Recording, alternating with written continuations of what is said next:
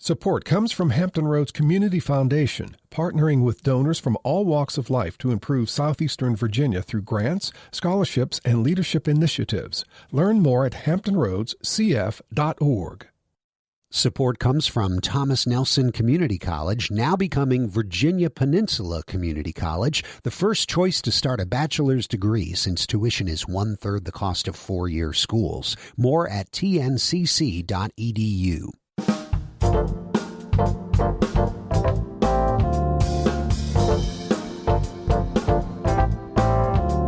Hello, everyone. I'm Barbara Ham Lee. A tough but necessary conversation on today's Another View, human trafficking. Human trafficking involves the use of force, fraud, or coercion in order to obtain some type of labor or commercial sex act. According to the FBI, more than 40% of victims of sex trafficking are African American women. Coming up next, one woman's story and one organization's determination to make a difference.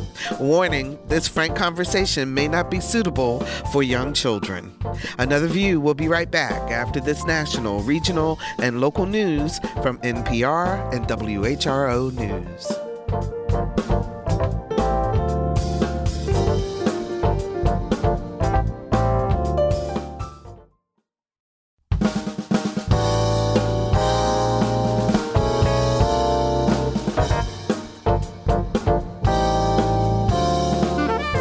Discussing today's topics from an African American perspective, this is Another View.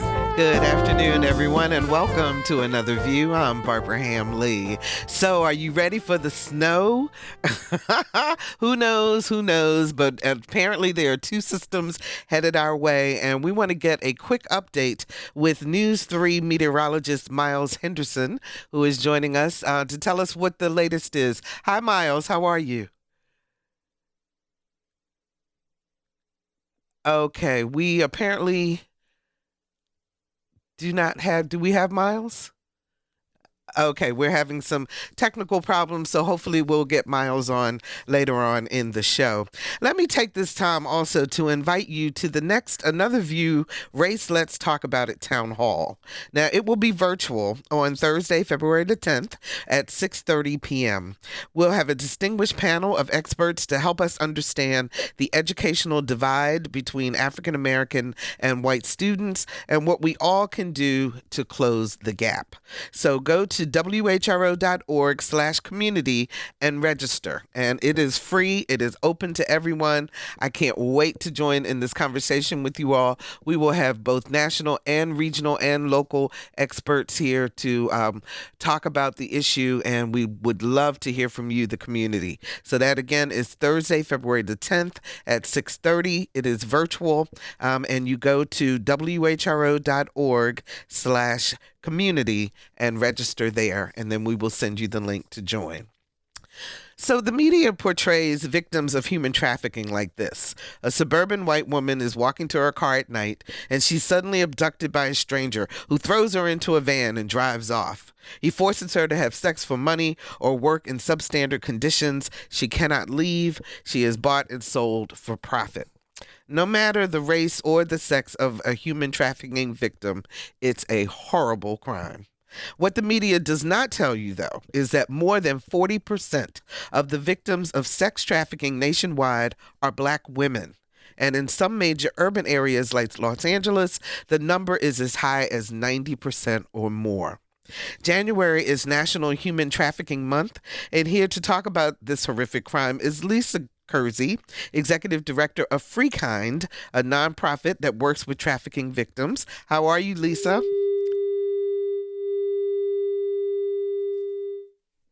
Lisa, are you with us? Okay, apparently we are having major technical difficulties in terms of our phone. Is Tanya with us? I am here. Hi, Tanya. Okay, and let me introduce also survivor, thriver, and advocate Tanya Gould. She is the newly named Director of Anti-Human Trafficking in the Attorney General's Office. So, Tanya, thank you for joining us today. How are you doing? I am great, and thank you for having me today. Absolutely. Well, hopefully we will get Lisa back on the line. She is the director of Free Kind, which is a nonprofit organization that does a lot of work to help the victims of human trafficking. But Tanya, let me start with you because I know you have an incredible story. But before we get to your story, just tell us exactly what is human trafficking. Well, a way that, that helps folks understand what human trafficking is. I love the terms that are used, force, coercion, and fraud. So when it's someone using, force, coercion, or fraud to take another person, another human being, and exploit them for in exchange for money or services, that is human trafficking. Mm-hmm. And I've heard people describe it as modern day slavery. Do you agree with that description?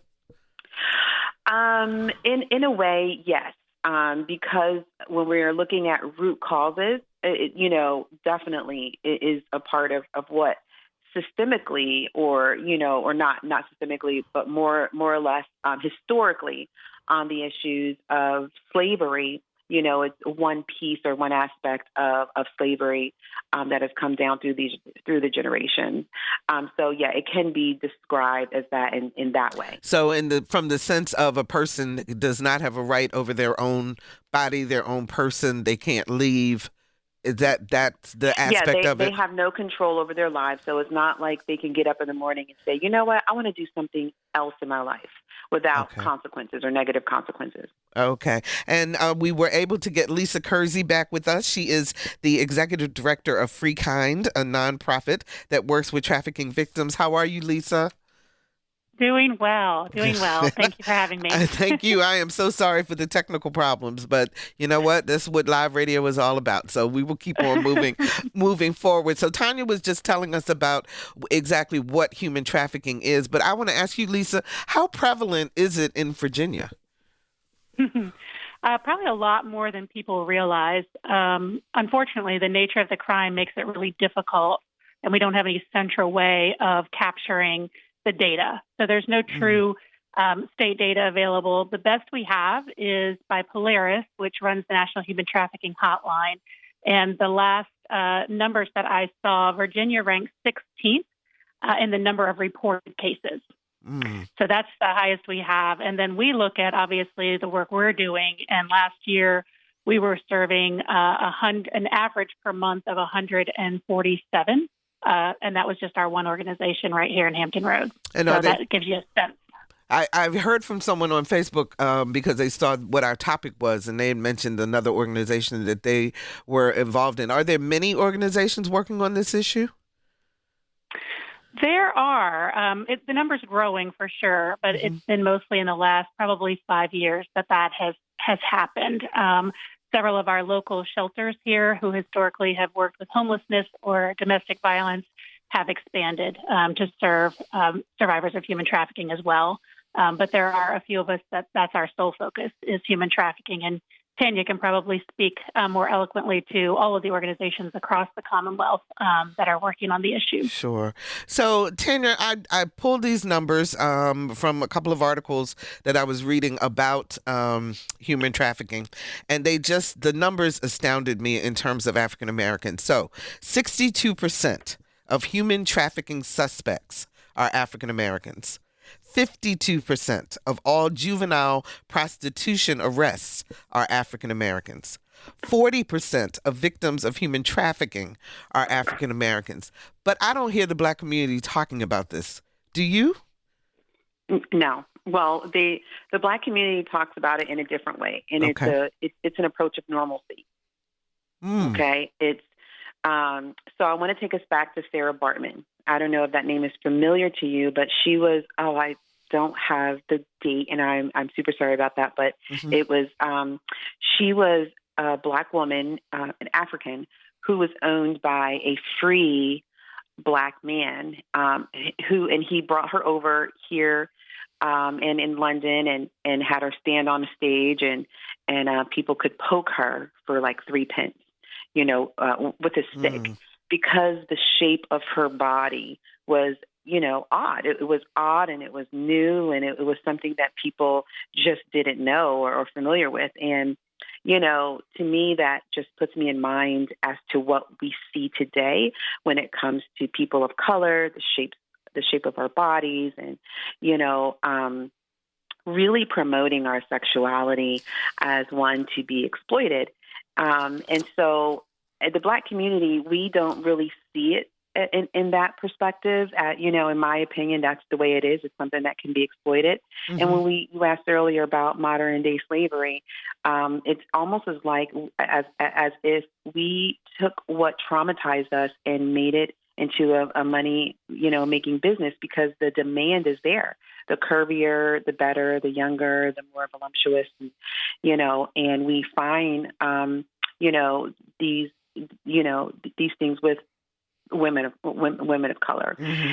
And so it goes even into when we're talking about child sexual exploitation, or in our communities, the silence around, molestation with children and family members and people that we know, it has just been normalized. And, because it has happened this way, we haven't historically, put ourselves in touch with like counseling or practices or tools to help us, when it comes to healing, so that we can be a productive part of society. Is like we took what happened to us generationally upon generation and begin to become exploitive people. Where entertainment, music, movies. So it just became more normalized in the community. When I talk to kids and they're posting themselves on social media, with hardly any clothes on, it's not a problem. But it's even better if they're getting money, for some of these pictures.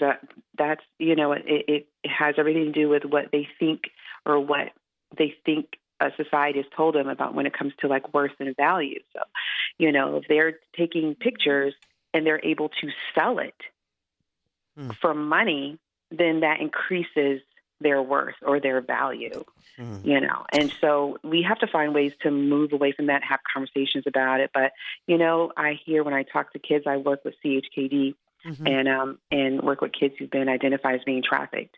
And, for them, most of them, like 97%, I think, have had sexual abuse experiences as a child. Mm.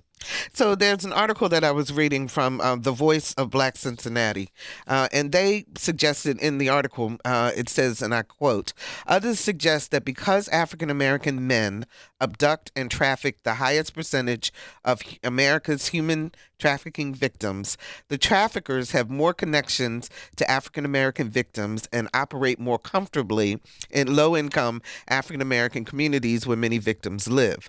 But this is the one that really got to me. Equally as disturbing is that the traffickers interviewed for a recent Urban Institute study overwhelmingly believed that trafficking white women would make them more money, but trafficking Black women would land them less time in jail if they got caught. Absolutely. That makes sense. Wow. Lisa, I know that you deal a lot with women who get caught up in the criminal justice system, but they're actually victims of this crime. Absolutely. That happens, again, a lot more than people realize. The literature overwhelmingly shows that attitudes and stereotypes about Black people, particularly women and girls, make it so that they are not only more vulnerable to being trafficked, but they are less likely to be identified or seen as victims. And so that is striking. And for us, that is the main group of people that we work with, victims that have been arrested for a variety of charges. A lot of times it's not even a prostitution charge, or prostitution is one of many. Mm-hmm. So what people don't realize is that traffickers often force their victims to do other crimes, to carry drugs for them, or to steal a car, or to use a false name, which ends up, getting them charges of fraud. Sometimes those crimes are committed because they're trying to get away. Other times it's because their trafficker has forced them to do them. And that's what ends up landing them at prison. So the trafficker is keeping their themselves at arm's length and putting the victim even at more risk than just what they're doing in terms of selling them for sex.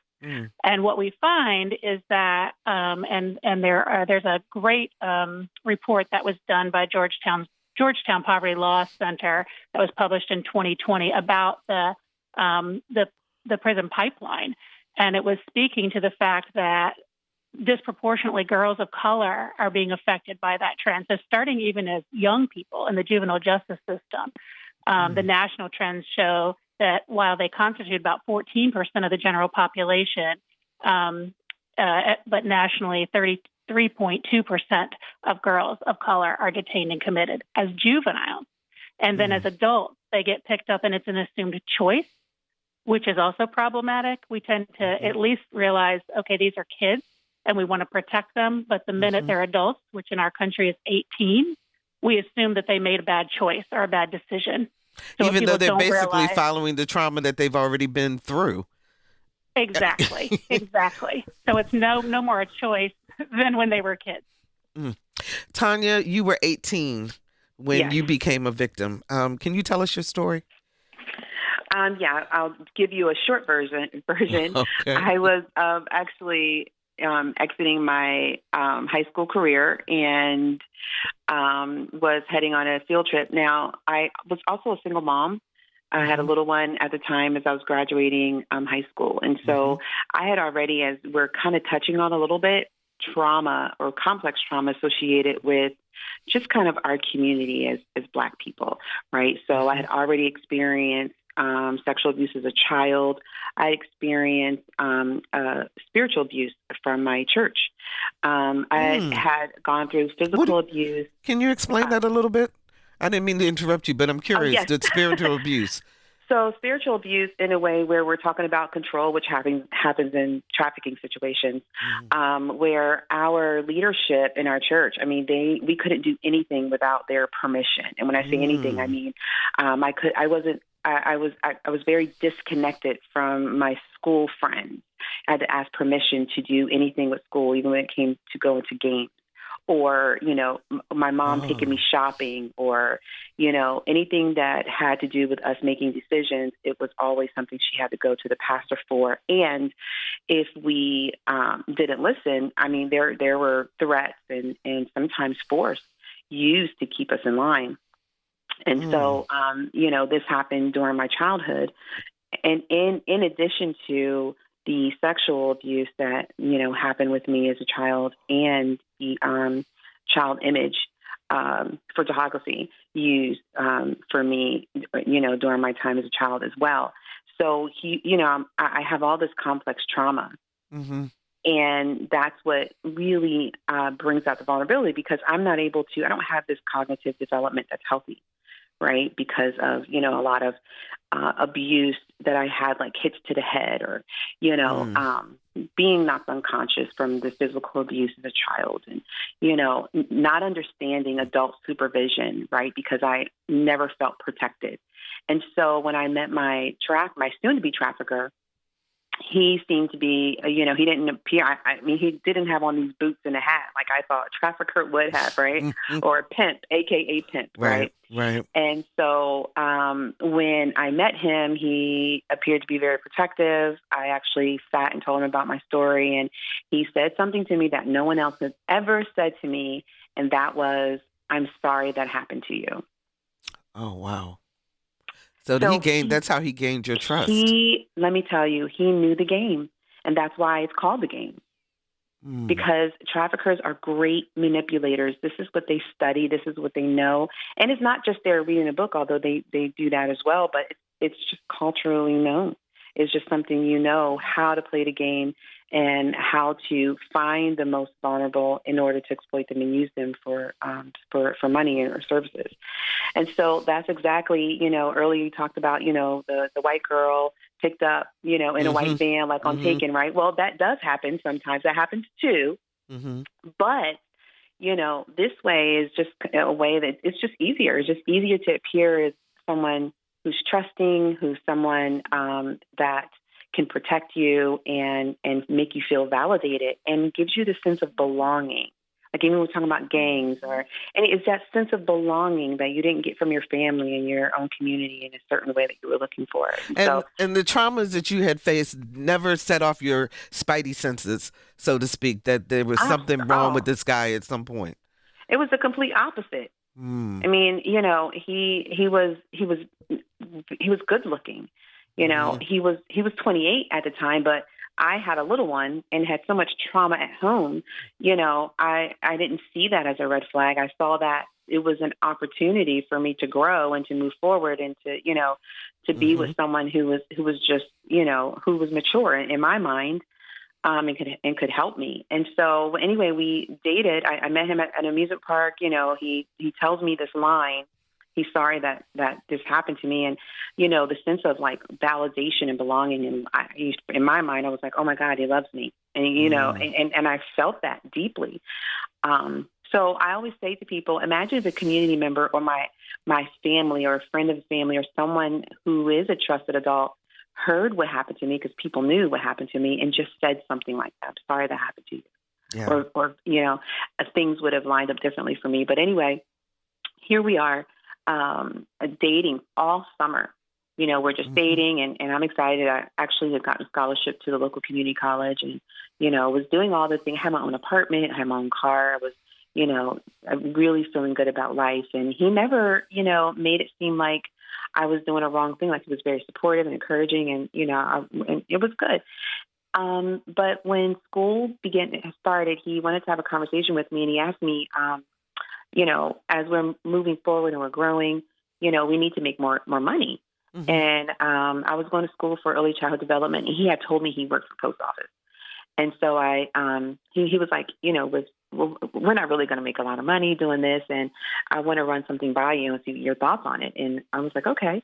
So he said, I want to say a word to you, and I want you to tell me when I say the word, the first thing that comes to your mind. He said, madam.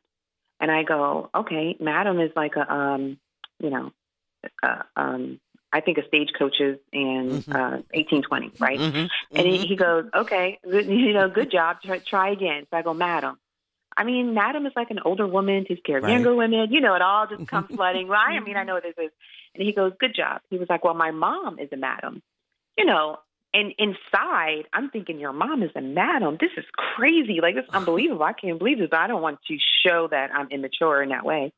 And then he says, you know, my mom is giving me the business. And you know, this is the first time I'm hearing of pimping and hoeing, right, in a way of a business. So I'm thinking I was sheltered. Things have moved along in our world, and this is okay, because why would a man who loves me put me in danger and have me doing something illegal, right?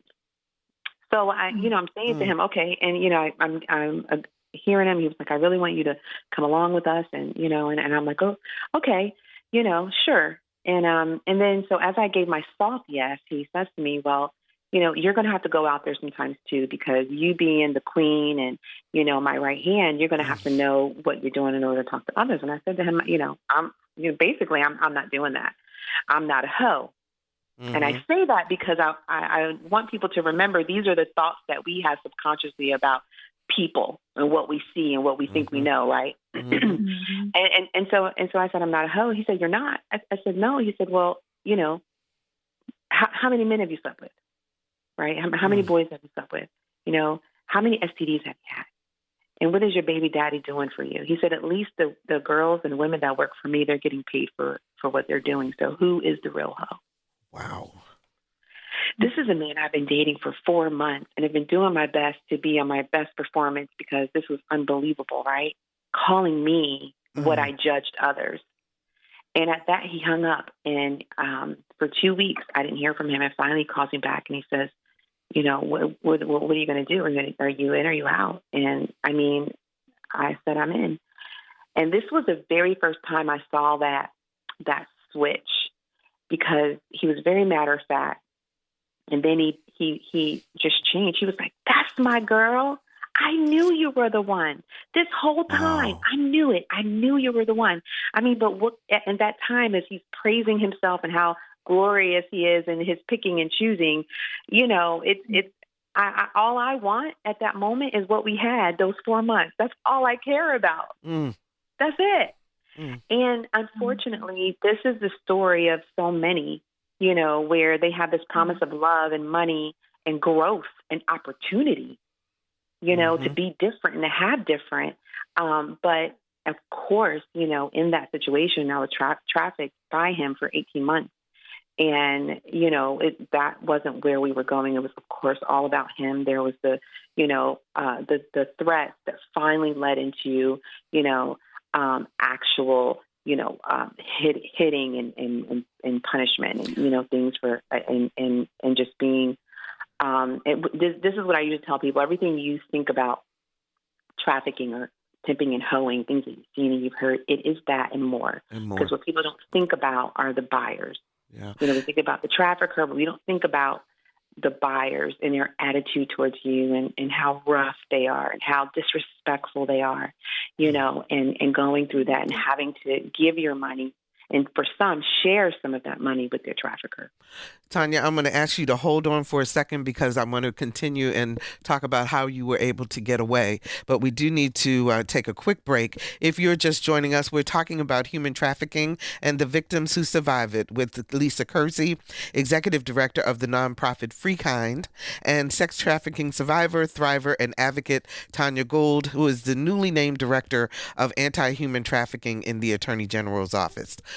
We do have Miles Henderson with us now. I want to take a quick break and find out what's going on with the weather. Hey, Miles, how are you? Doing well. Yourself? I'm doing great. Thank you so much for joining us. Miles is a meteorologist. Normally, I watch you early in the morning, and so we appreciate you being here with us at noon. So what's going on? Are we still on track for the two storms to come through?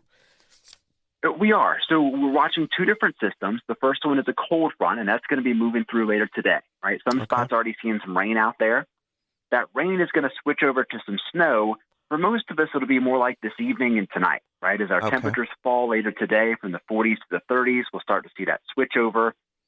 So we could see some minor accumulation tonight. I've been calling it a slushy 1 inch of snow accumulation by tonight. Okay. Not a whole lot of snow, but it could still cause some problems tomorrow morning because our temperature is going to drop down to the 20s overnight to tomorrow morning. So that means ice on the road. Right. So any of that slushiness could freeze overnight. So your bridges, your overpasses could definitely be some trouble spots tomorrow morning. Okay. The next weather system moves in Friday to Saturday, right? Our biggest chance for snow there is going to be later Friday, so Friday night into Saturday morning. And it's going to be kind of spreading up the coast as we go through the day Friday and then moving off the coast Saturday mid-morning or so. This has the potential to bring us some more substantial snow accumulation. Right now, we're looking at anywhere between 4 to 8 inches of snow, of course, depending where you are in the area. I think we'll see a bullseye for spots Virginia Beach, Chesapeake, and the Carolina, and a little bit less as you work your way to the north and west from there. And again, temperatures will still be in the 20s the next couple of overnights, Saturday night, Sunday night, even Monday nights. We could be dealing with this refreeze on repeat over the next several nights. Wow. Oh, my goodness. So people need to just be prepared and make sure that if they have to travel, that they have a travel kit prepared. So in case they get stuck, they will be still able to stay safe. Correct? Absolutely. And now is the time to make sure you have everything you need. If you have a generator, go and test that. Make sure it's fueled up and good to go. Make sure you know where your batteries and your flashlight are. Obviously, with accumulating snowfall and some pretty strong northerly winds as well, we do have an increased risk for power outages over the next couple of days, especially Friday into Saturday. Okay. Thank you so much. That's meteorologist Miles Henderson with News 3. And stay safe, Miles. I know you'll be working all weekend, but we appreciate you bringing us that information. Thank you so much. Absolutely. Thank you. And so we'll go back now. Tanya, when I know that you were talking about the abuse that you received from the people who purchased your services and so forth. How did you get away? You were in it for 18 months. How did you work your way out of it?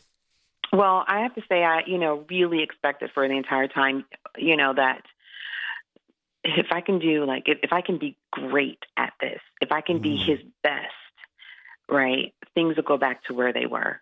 I believe. So you were constantly striving to get back to that time, that honeymoon period, if you will, those first 4 months. Absolutely. Okay.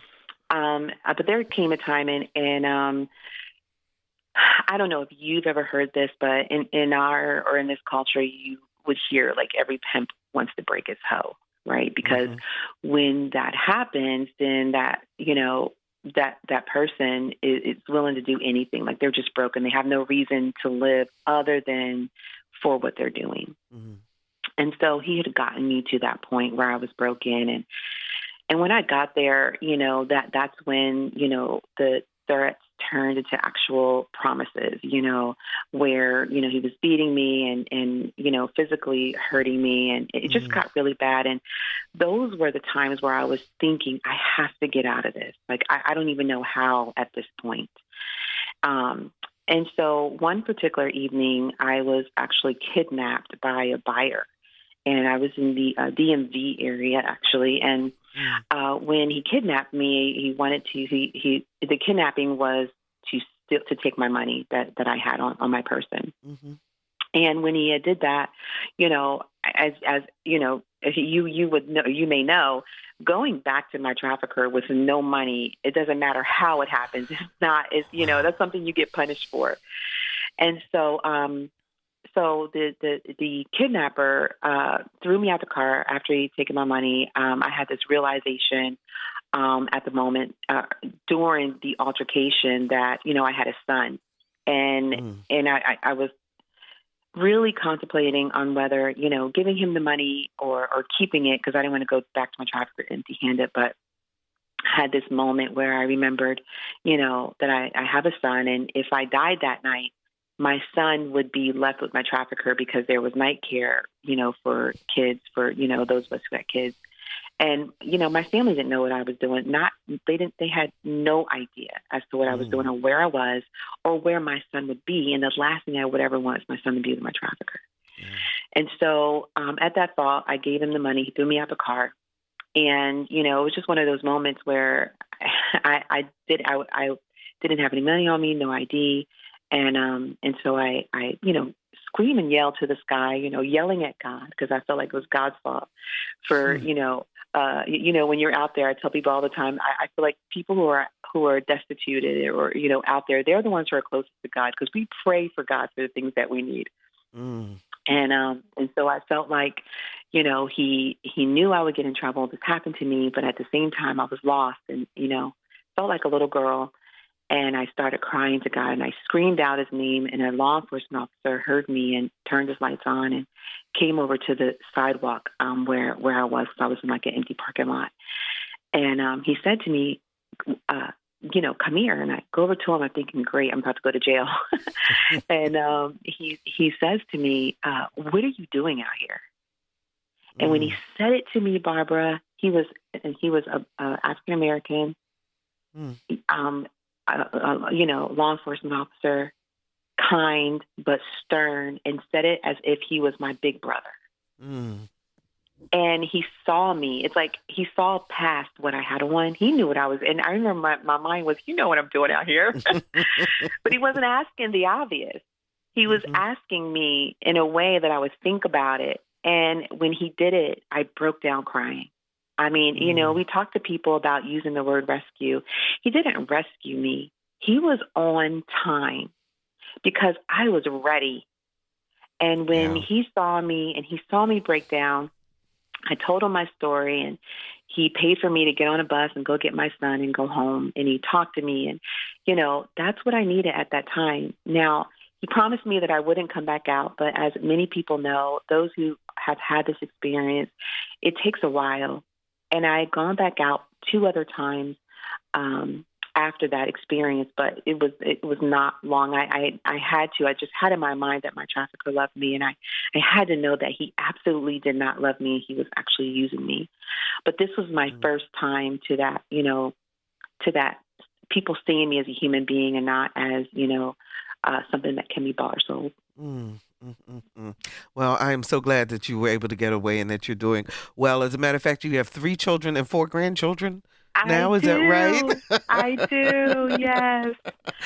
Yes. Yes. And really striving to give them a legacy. That's what I want. I want a legacy. I want them to have anything, as to, the environment or, the thought process, that I had just growing up and having that lack mentality. And, I want them to have more. So, I want them to know that, my ceiling is their floor. So the most that I can get out of this life while I'm here, I want it to be their floor. Yeah. So on the day of his swearing in, Governor Glenn Youngkin signed Executive Order Number 7, which, quote, delivers on his day one promise to combat and prevent human trafficking and provide support to survivors. So, Tanya, you were by his side, and you've been named the director of the anti-human trafficking in the Attorney General's office. So I want to ask both you and Lisa, what does this mean to you? To know that even on the state level that this type of attention is being paid to human trafficking. Lisa, let me start with you. What does it mean to you? Well, first of all, just having Tanya as a survivor and a leader and a woman who I know has not only the skills but the life experience to make a difference, that inspires me to continue doing what we're doing. To know that she's been named to that role is huge. Virginia was the last state in the whole United States to have even the first law on the books about human trafficking. And a lot of people around the state, many of whom are associated with the Virginia Coalition Against Human Trafficking, but many, it's been Tanya's efforts. We now have, I think it's close to 30 laws on the books. And we are in this session trying to move forward some laws specifically around criminalized victims. So I am thrilled and encouraged to know that it's going to be a focus, and that the focus is not just on sort of quote unquote taking down the bad guys, but for actually supporting survivors on their journey to freedom. Because some people, if they even finally realize it's happening here, their focus is on getting people out of that life, right? Mm-hmm. But many survivors will tell you that getting out, that's hard. But what was most difficult for me was sort of the now what. Now I have this criminal record, and it's hard for me to get a place to live, and it's hard for me to get a job that pays a living wage, because this record is following me around like a dark cloud. And so I'm encouraged. The Attorney General is going to be, and I'm pretty sure Tanya, we'll talk more about this, but is going to be convening a summit of many in the community, providers like us and others, to really talk about it, and to talk about what's really happening and what's standing in the way of people truly being able to take back the freedom that was stolen from them. Yeah. Tanya, what does it mean to you? It means that they listened, and that's one thing, coming from, vulnerable communities or underserved populations, marginalized populations. That's what we want. We want to be heard. Not only do we want to be heard, but we want to see action with that, because that's real love, right? Love is about action. It's not just about saying it. And so being on the United States Advisory Council on Human Trafficking, I've spent the last 4 years more than 4 years with other organizations on a federal level, really getting the federal government to understand human trafficking at a trauma-based level, and, understanding survivor leadership and survivor input and engagement, and how that would really further the work in the anti-human trafficking movement. We've made great moves and strides on the federal side, but for me, it was about how do we partner? How does the federal government, partner without telling states what to do, but to say, hey, this is really helpful, and that gap needed to be bridged. And I really believe that state of Virginia, because Glenn Youngkin and Jason Mieres, and I ran for Virginia House of Delegates in 21st District, and that really gave me the platform to get the attention of those that are on the state level, so that they really understand just how crucial this is in our state, that we, that we understand that we can do something, right? So having done all of that, and seeing, that our governor and our attorney general, understood the work that, I talked about doing on the federal level, that is bridging the gap, because, there's so many resources that have been provided at a federal level to help states with this, but states don't know because there's this. They haven't focused on it. Exactly. Yeah. And they don't know what they don't know. And so for our governor, our attorney general to say, hey, look, we don't know what we don't know, but we do know, we've learned that if we bring a survivor leader, now for me, having worked on federal level, I feel so equipped to now come to our state and really get into the trenches and just be an A+ state. Like we, are going to further our efforts. And I'm super excited of the work we're going to do. So the commission and the work I'm going to do through the Attorney General's office and really collaborating all of our efforts together, getting on the same page on the statewide level is just going to be amazing. Okay. Lisa, what are the signs? And I'm trying to get now to what we as citizens, as people who care about our neighbors, what do we look for? How do we know if someone is a victim of trafficking? Yeah, great question. A lot of people do ask that. And I like that you said, looking for our friends and our neighbors, because that's where you're most likely to see it. There's a chance you could see somebody that's a stranger and identify it, but more likely it's going to be people and interact with on a regular basis. Tanya shared her story, and thank you again, Tanya, for sharing that with all the listeners. But I think it's important to know that while everybody's story is unique, the most that we see in this area are similar to Tanya's. They are intimate partner relationships where it happens. And so it is really about looking for changes in people, looking for somebody who may be in a relationship where suddenly they don't spend time with you anymore. They seem a little more isolated. They're not as available to you. That should raise a flag for you. If all of a sudden the way they dress and the way they think and their opinions about themselves have changed, that should be of concern to you. We all know that as kids growing up, we're all looking to, as Tanya said, to belong, but also to be able to express ourselves. And so, sometimes it's just going to be that, but you should never just assume it's just that. And it's good. I love that the police officer that found Tanya said, hey, what are you doing out here? He didn't say, what's wrong with you? He didn't label her. And that's where a lot of times as parents or friends and as police officers, we can go wrong by not asking the right questions. So keeping that open dialogue, following up on observations you make like that, where there's changes. Lots of people in our communities have tattoos. There's nothing wrong with tattoos, but some tattoos should alarm you. And most of the time you'll see that. A lot of times traffickers will put those. And if you're in, again, that relationship, you think that's a sign of love. But if it's a heart with a money sign in it, that's concerning. If it says the words like daddy or queen or has a crown, those should concern you. So those are just some of the things that you can see. Sometimes people are, for all intents and purposes, if they're still going to work or still going to school, if they're school-age kids, whether that's college or high school.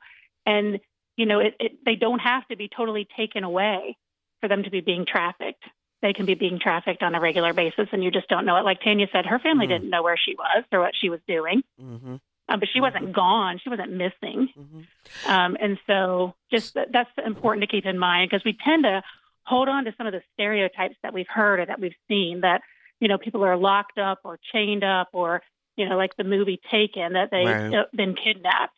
And that is just not the majority of what we see in our country. And like Tanya pointed out, don't forget the buyer. They're not always who you think they are either. And that's who kidnapped her, not her trafficker. Yeah, exactly. Exactly. So if you notice something, where do you go? What do you do? Do you say something to them? Do you tell them to come to Free Kind? What do you do?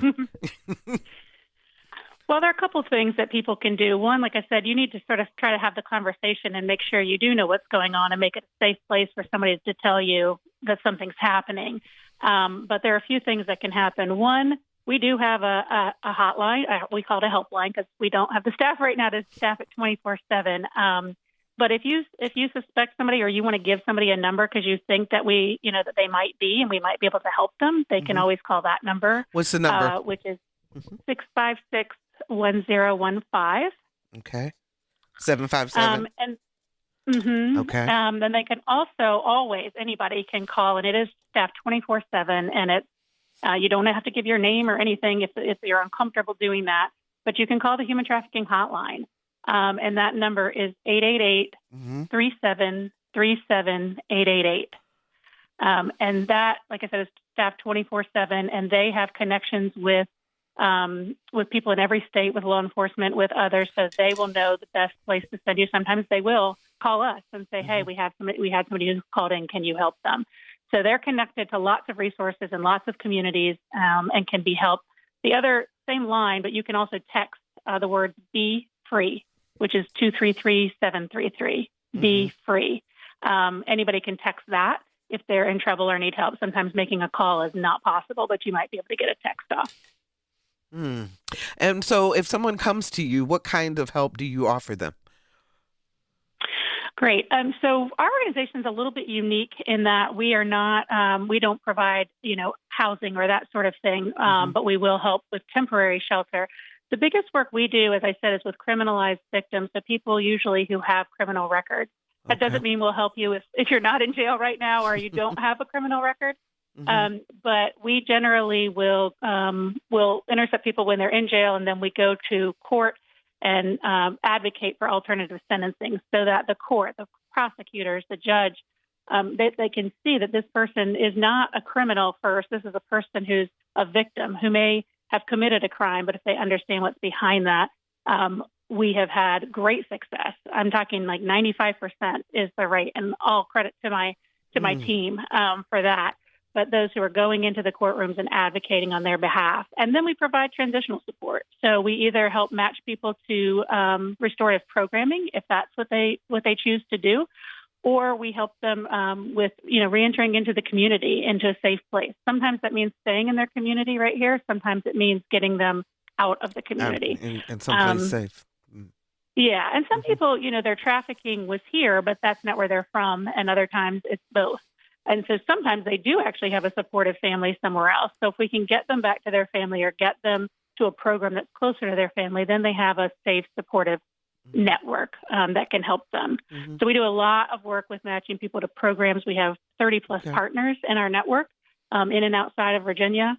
And then, like I said, just with the transitional needs. And then we match them up with what we call a volunteer advocate. And this is somebody who we have trained extensively. They've gone through a background check. They've gone through a psychological evaluation to make sure that they are healthy enough to help other people. And then it starts to build a small network of people and help survivors learn to trust somebody who's safe again. And that person is really just there for them, like a friend. Again, we don't rescue people. We're not saving anybody. We're not telling anybody what to do.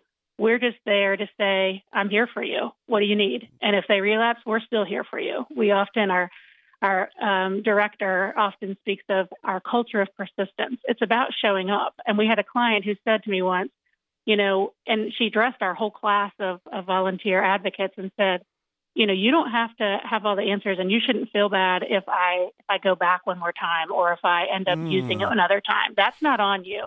I just need you to pick up the phone the next time I call. And that's what we do. We just want to show up where they are and show up until they're ready to move on, and we can help them do that and really introduce them. We talk about creating off-ramps to freedom for people, and really wanted to create that pathway to say to them, there is another way forward for you, and you don't have to believe the lies that you've heard from your trafficker. We want to restore your sense of hope and your sense of belonging, because you do belong and you do matter. So Tanya, to a point that Lisa raised about talking to the person to try to get a sense of what's going on, and we've only got about 4 minutes left. Are there trigger words, or are there things that you shouldn't say in order to get that person to open up? Are there words that you shouldn't say? So you're saying you've come in contact. So say in my neighborhood, I see something. Right. And I see my neighbor, and I see her, and I think something's going on. Is there anything I shouldn't say to keep her from opening up, or is there something I should say to help facilitate the conversation? Well, what's always helpful is is observing is, I like to tell people when we understand now what it looks like when we think we see someone selling drugs or exchanging drugs for money, right? And so as you're looking and observing and you see something like this, you don't want to approach a situation because you want to observe it first. You going up to that person who you think is being trafficked could cause like something to happen on the other end, right? So you don't want her to get in trouble by her trafficker or those that are around her because they would want to know what you were saying, right? So you want to be careful. You want to observe. You want to call the National Human Trafficking Hotline or the number that Free Kind, Lisa's giving you for Free Kind. You want to get someone else involved in that. So try to, just remember that there are, everyone has a backstory or reason to. So I would say take out judgments and assumptions, right? So calling someone a prostitute and on college campuses, when you see other kids that are dressed provocatively, try to refrain from judgment.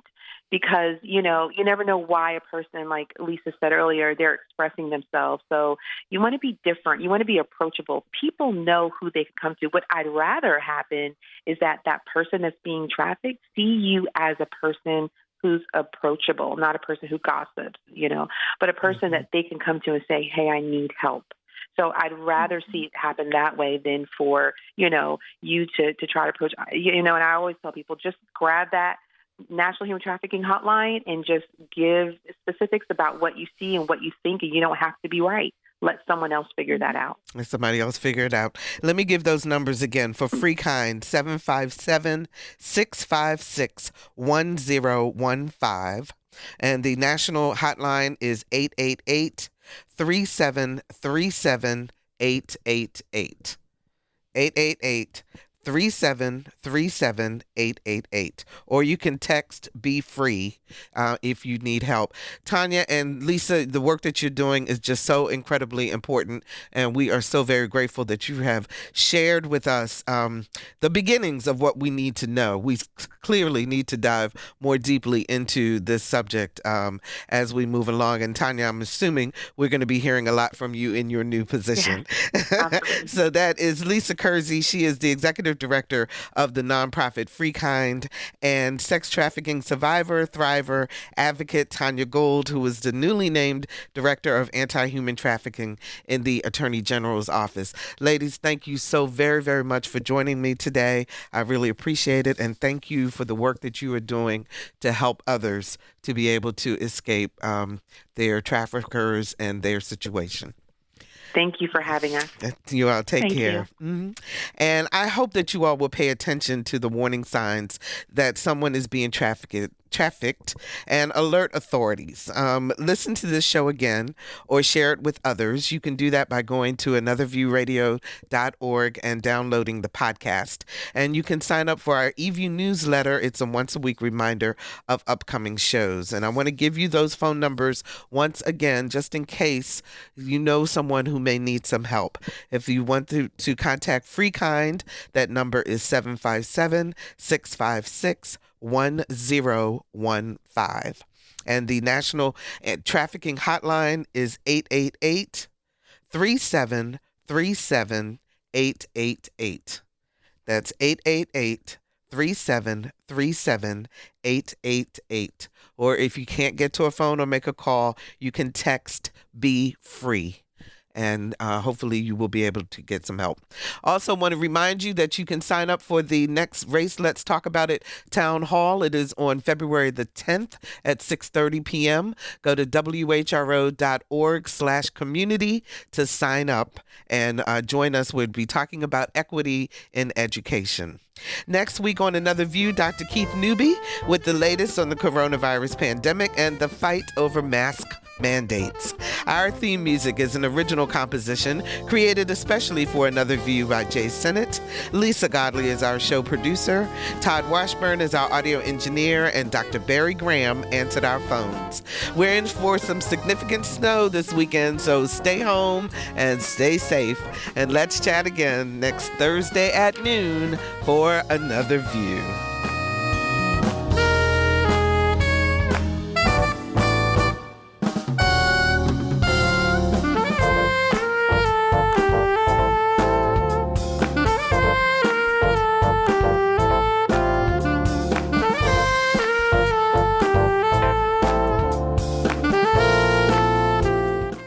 Support comes from Thomas Nelson Community College, now becoming Virginia Peninsula Community College, the first choice to start a career. Gain skills in fields like cybersecurity and education. More at tncc.edu. Support comes from Hampton Roads Community Foundation, carrying out your charitable wishes forever. Whether it's helping shelter animals, feeding the homeless, enhancing the arts, or supporting students. Learn more at leaveabequest.org.